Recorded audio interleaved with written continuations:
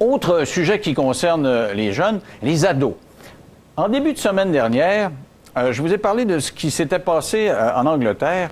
Un juge qui avait décidé de ne pas envoyer en prison une femme qui avait une trentaine d'années et qui avait couché avec un jeune garçon de 15 ans, qui était en fait le fils d'une de ses amies, pratiquement sa meilleure amie. Et le juge avait retenu comme argument pour ne pas l'envoyer en prison que c'était le petit gars qui avait initié la relation sexuelle, qu'il connaissait le tabac parce qu'il avait déjà eu antérieurement des relations sexuelles et qu'il faisait partie d'un orchestre qui avait un réseau social assez développé avec des liaisons sexuelles. C'est pas tout le monde qui est d'accord avec ça. J'ai eu beaucoup de courriels de gens. Il y en a qui disent que oui, le juge a bien fait de ne pas l'envoyer en prison parce que quand on est un petit gars et qu'on est consentant, c'est peut-être pas la même chose que quand on est une petite fille. Puis il y en a d'autres qui disent non, ça n'a pas de bon sens. Le message que ça comporte, c'est que ça incite des relations inter-âges et fondamentalement, ça peut traumatiser les jeunes. On va parler ce soir avec quelqu'un qui est loin d'avoir été traumatisé par ça, dit-il. Il a vécu, alors qu'il avait 14 ans, une relation amoureuse pendant 1 an et demi avec une femme qui avait 32 ans à l'époque. Il s'agit de José Pouliot, qui est dans nos studios de Sherbrooke. Bonsoir, M. Pouliot. Oui, bonsoir. Alors, vous vouliez, à la suite de cette émission-là, apporter votre témoignage parce que vous dites, j'ai l'impression qu'il y a du positif à sortir de ce genre de relation-là. Expliquez-moi ce que vous avez vécu. Vous aviez quel âge quand vous avez connu cette femme-là? Disons que je l'ai connu un peu en secondaire 4, au début de l'année. C'était pas encore mon professeur. À l'époque, je bégayais beaucoup, puis je passais la majorité de mon temps à écrire de la poésie dans des classes. Puis elle est passée au début de l'année, elle m'a vu dans la classe, elle m'a demandé ce que je faisais là, je lui ai expliqué. Ça s'est passé comme ça. Durant l'année, je l'ai revu une couple de fois parce que c'était une personne qui me parlait. Ça arrivait pas souvent que les gens me parlaient, je bégayais, j'étais assez sauvage. L'année suivante, je l'ai eu comme professeur de français. J'avais grandi à travers ça, puis je la trouvais encore très belle. De son côté, elle était veuve depuis 4-5 ans. C'est une femme qui était triste, comme moi je pouvais l'être aussi, d'être persécutée à l'école. Puis, ça s'est passé un petit peu comme ça, en gros, le début, là. Mais est-ce que c'est vous qui avez initié? Comment ça s'est passé? Parce que je comprends qu'elle s'est intéressée à vous parce qu'elle trouvait que vous faisiez un petit peu pitié dans votre coin. Ouais, j'étais beau bonhomme aussi, il faut le dire. Là. En plus, bon, à l'époque. À l'époque, OK, on peut dire ça de même aussi. C'est une blague, c'est une blague. Il n'y a pas de problème. Mais donc, elle vous remarque, vous le remarquez, mais moi, j'étais jeune, puis j'ai des professeurs que j'ai trouvés belles, mais il ne s'est rien passé. Qu'est-ce qui fait qu'à un moment donné, il y a eu ce rapprochement-là? Oui, je comprends. À un moment donné, j'écrivais beaucoup de poésie. Il y avait un concours de poésie à l'époque, Marie-Claire de Véliot. C'était au mois de juin. Puis, il fallait que mes textes soient corrigés. Donc, j'ai senti que peut-être une manière de m'approcher de cette femme-là qui me troublait beaucoup parce que je la voyais dans mes cours, de la manière dont elle parlait, elle s'exprimait, elle était assez incroyable. Puis, elle venait me chercher, c'est clair. Donc, j'ai demandé au bibliothécaire, est-ce que tu connais quelqu'un qui pouvait ou qui pourrait corriger ma poésie? Puis là, il dit peut-être cette femme-là, Marjolaine. Ah oui, OK. Bon, finalement, j'ai fait mon chemin, puis j'ai eu une première rencontre avec elle, j'ai montré mes textes, puis elle était d'accord. On a commencé à se rencontrer une fois par semaine chez elle le mercredi soir, puis pour corriger mes textes en vue du concours de poésie. Donc, vous êtes rapprochés comme ça, là. Il y a eu une intimité parce que vous étiez chez elle. Oui, exactement. C'est sûr que je l'ai dit à mon père puis à ma mère, mais à l'époque, je bégayais beaucoup, j'avais pas d'amis. J'étais pas mal dans ma cave à lire puis à écrire de la poésie. Mon père, ma mère, d'une certaine manière, étaient contents qu'il se passe quelque chose dans ma vie, c'est-à-dire que j'aille faire un concours de poésie. Puis, il s'était probablement renseigné à l'époque aussi, c'était qui cette femme-là. Ça a commencé comme ça, tranquillement, pas vite. Mais le temps allant, au fil des mois, j'avais plus 15 ans que 14 ans, je me suis rendu compte que je tombais amoureux d'elle. Puis, elle, de son côté, aussi. Donc, c'est clair que la première chose qu'on s'est dit, c'est que c'est de valeur qu'on n'ait pas le même âge. Parce que ni l'un ni l'autre, on avait le goût d'une relation compliquée comme ça. Mais en même temps, elle était triste. Son mari était décédé. Elle était dans la fleur de l'âge, 31 ans, superbe femme. Puis là, soudainement, la vie s'effondre. Ton mari meurt. Bon, tu es à Drummondville.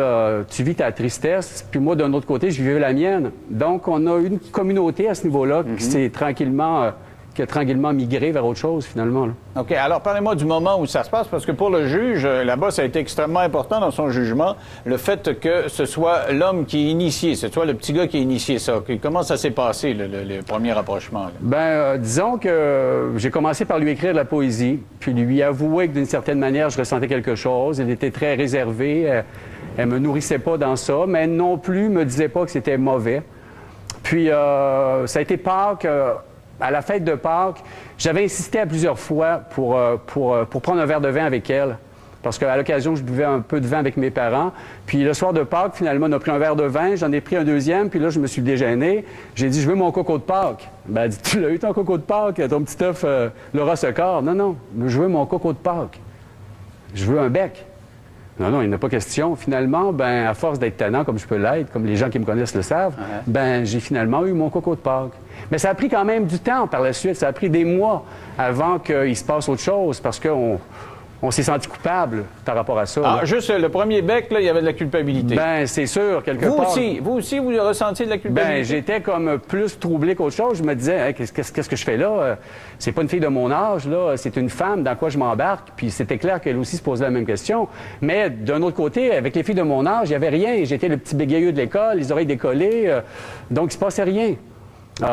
Mais bon, on a cheminé à travers ça, puis on s'est rendu compte que peut-être qu'on pouvait passer plus de temps ensemble. Ça a pris du temps, là. Ça n'a pas été facile. Mais elle, l'adulte, là, comment elle a raisonné, elle a pu se dire, OK, là, je pourrais peut-être aller plus loin qu'un petit bec?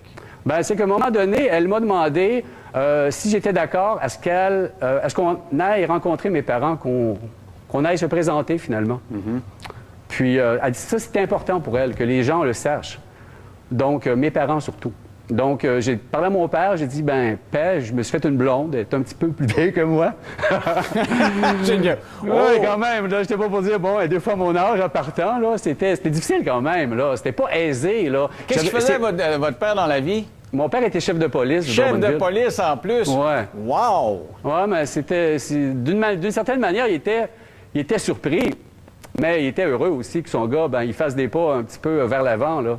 Donc, il vous trouvait fermé sur vous, recroquevillé, puis il avait l'impression que la présence de cette femme-là pouvait vous permettre de vous ouvrir? Bien, il s'en rendait compte. Depuis le temps que je la rencontrais pour corriger les poésies, s'était passé des mois à travers ça. Puis mon père, je bégayais beaucoup à l'époque. Puis elle m'a aidé beaucoup à arrêter de bégayer en faisant des exercices de Démosthène, des crayons dans la bouche, des petits cailloux, prendre le temps de parler. En fin de compte, tout ça. Donc, je me déployais, là. Je devenais plus intégré ou plus encampé dans la vie. Mon père le voyait, ma mère aussi le voyait.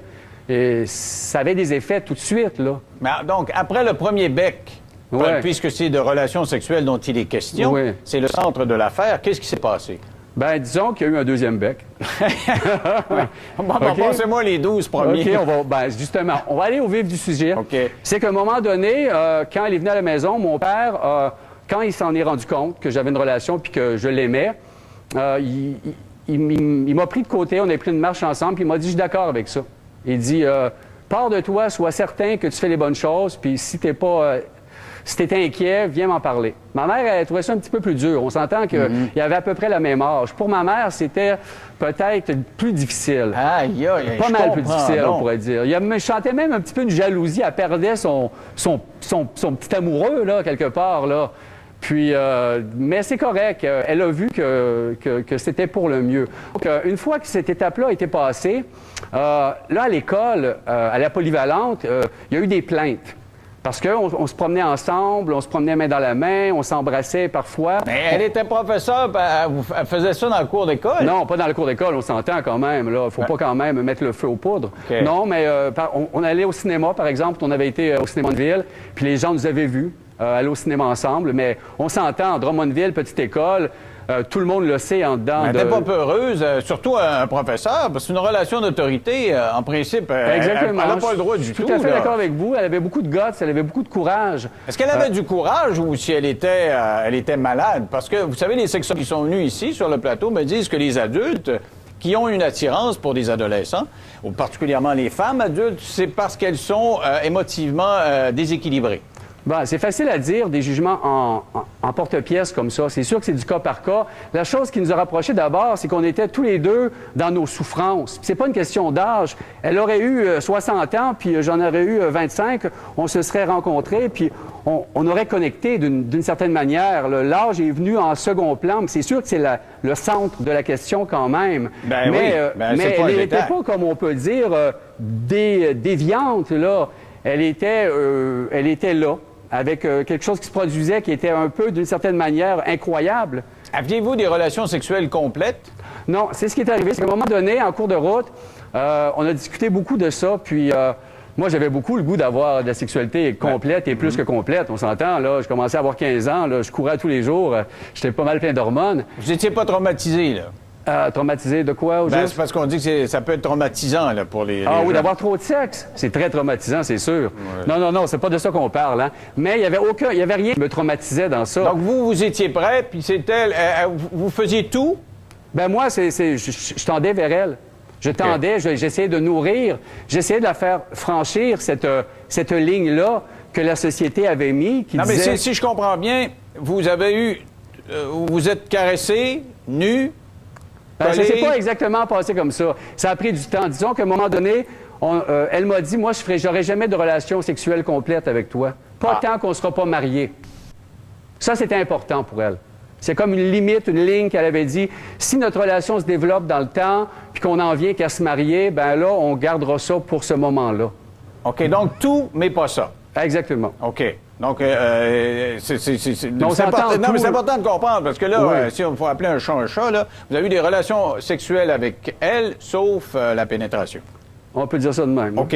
Non, mais on C'est pas ça comme quand Bill même. Clinton qui parlait si c'était une relation ou pas. Parce Mais que c'est c'est une relation- important. oui. Mais vous savez que, en vertu de la loi, elle pourrait être accusée pour ça, là.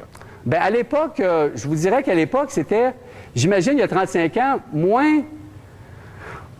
moins sensible, ce sujet-là. Parce que même durant le temps où on se rencontrait, il y avait Claude Dubois qui chantait plein de tendresse, qui parlait, j'avais 15 ans, j'étais son jeune, j'étais son chum.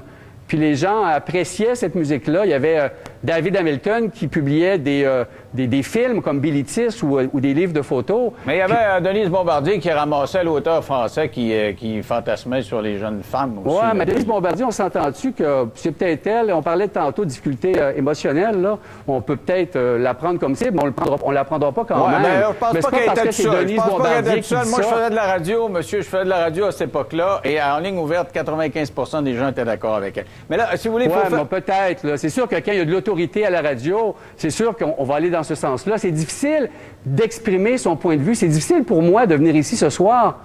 C'est difficile de venir débattre de choses comme ça c'est sur pour la scène publique. C'est pour ça que j'ai l'impression. On va faire une pause au retour. On va parler de ça, justement. Ce qui est acceptable ou pas, parce que comme vous avez eu ce rapport sexuel-là et que c'était relativement accepté de votre entourage, on va essayer de comprendre les séquelles ou les conséquences que ça a pu avoir pour vous dans votre vie. Dans Les 3 minutes. merveilleuses conséquences. À tout de suite.